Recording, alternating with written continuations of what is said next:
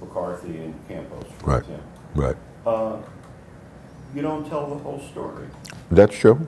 And so, is that perfectly okay to? Well, this is what I would say about that. I mean, if you know the whole story, I can't wait to read it because, as Gary said on camera in episode 4, even those in Newark don't know exactly what's happening. We didn't have access to the whole story.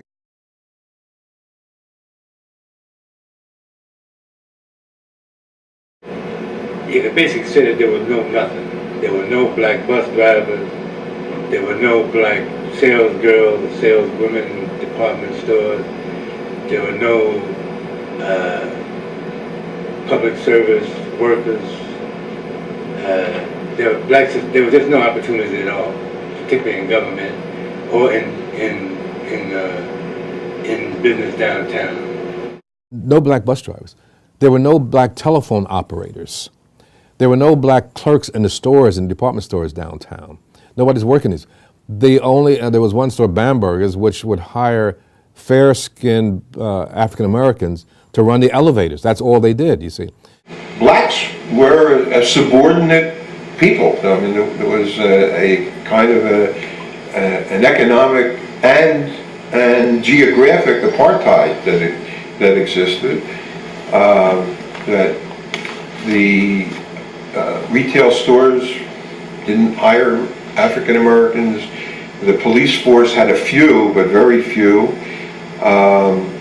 The businesses were white, so that there was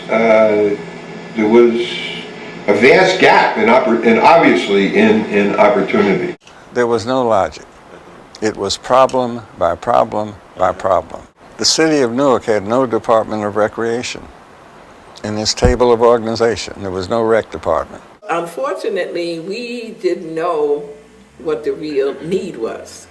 There was a need for youth activities in that area because we were surrounded by, Hyde Park Garden had come along. We were surrounded by Scudder Homes, Lincoln Avenue, all of that housing was around us. But there wasn't any real organized after-school activities. I understood some of the dynamics that were happening in the city, which I think helped me to understand what was happening with the families in that area. I'm coming from Washington, D.C., where all of my role models, my positive role models, were black because teachers were black, the principal, the administrators were black, and I had a very good sense of who I was in terms of we had black history, and I lived in an all-black neighborhood, and even with desegregation, you go to the school in your neighborhood, so there were really no white students in my high school. So when I came to Newark, the situation was so different. You had all black students, and you had predominantly white staff and administrators. Well, Queen of Angels was really right in the middle of 4 public housing projects, which probably represented almost 50% of the public housing of Newark at that in 1963. So really, I would walk every day the housing projects. That's basically where I was all the time. And Governor Driscoll was getting more and more agitated. So he turned to the fellow and he said, "Just tell me, what is it you want? What is it that you people want? What is it you want?" And the fellow looked at him in all sincerity. He said, "Governor, all I want is to be treated like a man." We knew that they were going to try to just run a game on us. The support that you got from Baraka?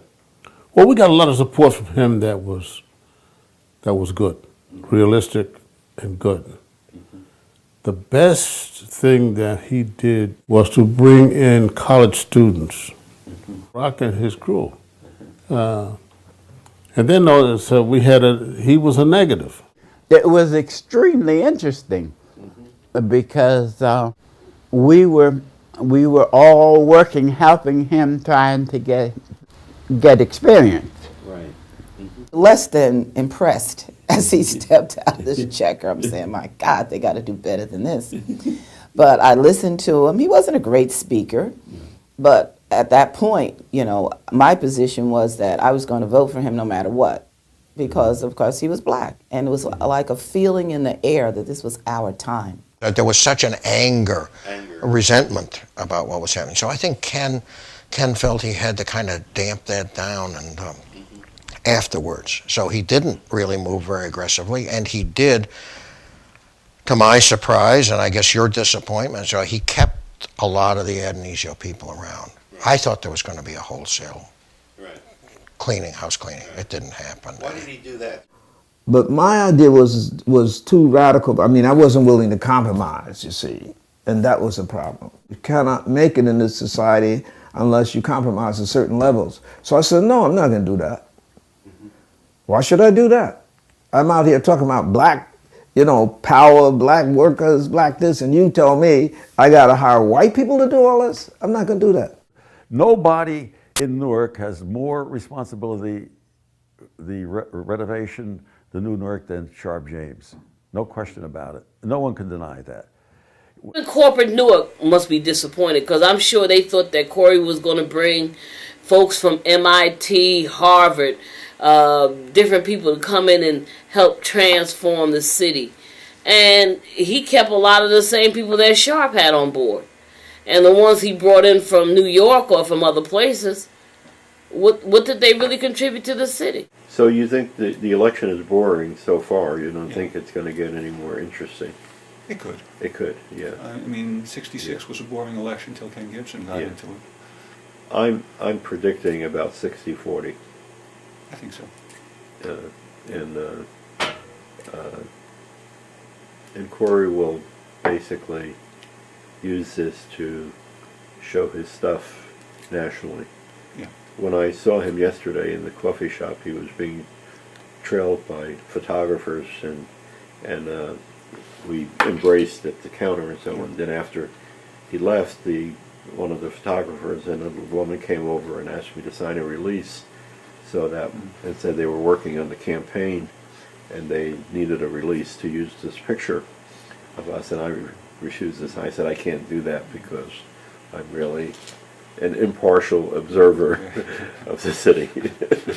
But he's on the case. He's definitely on the case, and he is a master at managing communications. Yeah. And this is going to be a difficult communication for him to manage. Yeah. Because Minor is such a weak candidate. Right. And he's got such a big campaign and things like that. He's got to say it's got to be 55-45. He's got to get people believing it's 55-45. 45 in order to make it people even willing to come out. And it's hard to make people believe it's 55-45. That's right. Exactly.